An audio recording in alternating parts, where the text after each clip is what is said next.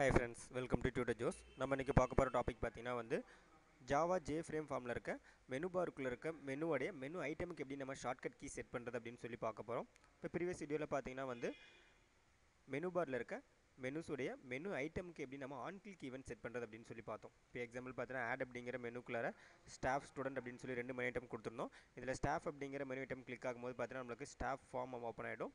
அதே மாதிரி பார்த்தீங்கன்னா நமக்கு ஸ்டூடெண்ட் அப்படிங்கிற மெனு ஐட்டம் கிளிக் ஆகும்போது பார்த்தீங்கன்னா ஸ்டூடெண்ட் ஃபார்ம் ஓப்பன் ஆகிடும். இப்போ இது பார்த்தீங்கன்னா நமக்கு ஆன் கிளிக் பண்ணுறதுனால நமக்கு ஓப்பன் ஆகுது. இதே இதுக்கு எப்படி நம்ம ஷார்ட்கட் கீ செட் பண்ணுறது அப்படின்னு சொல்லி பார்க்க போகிறோம். இப்போ எக்ஸாம்பிள் பார்த்தீங்கன்னா நமக்கு ஸ்டாஃப் ஃபார்ம் Ctrl+S கொடுத்தா ஓப்பன் ஆகணும். அதே மாதிரி பார்த்தீங்கன்னா ஸ்டூடெண்ட் ஃபார்ம் Ctrl+Alt+S கொடுத்தா ஓப்பன் ஆகணும். அப்படிங்கிற ஷார்ட்கட் கீ எப்படி நம்ம செட் பண்ணுறது அப்படின்னு சொல்லி பார்க்க போகிறோம்.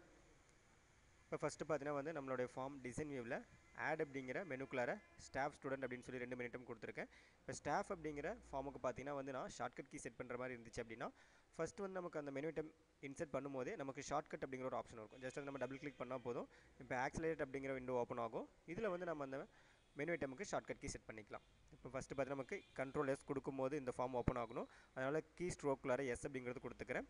விர்ச்சுவல் கீழே பார்த்தீங்கன்னா கண்ட்ரோல் அப்படிங்கிறது கொடுத்துக்கிறேன். அப்போ நமக்கு Ctrl+S கொடுக்கும்போது பார்த்தீங்கன்னா இந்த மெனு ஐட்டம் நமக்கு கால் ஆகும். ஜஸ்ட் ஓகே கொடுத்துக்கிறேன். நெக்ஸ்ட்டு பார்த்தீங்கன்னா ஸ்டூடெண்ட்டுக்கு ஷார்ட்கட்டில் பார்த்தீங்கன்னா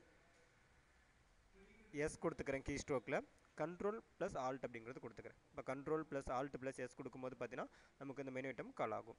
ஜஸ்ட் இது ஓகே கொடுத்துட்டு இப்போ இந்த ஃபார்ம் பார்த்தீங்கன்னா ரன் பண்ணுறேன். Shift F6 கொடுத்தா போதும். இப்போ ஃபார்ம் பார்த்தீங்கன்னா நமக்கு ரன் ஆகிடும்.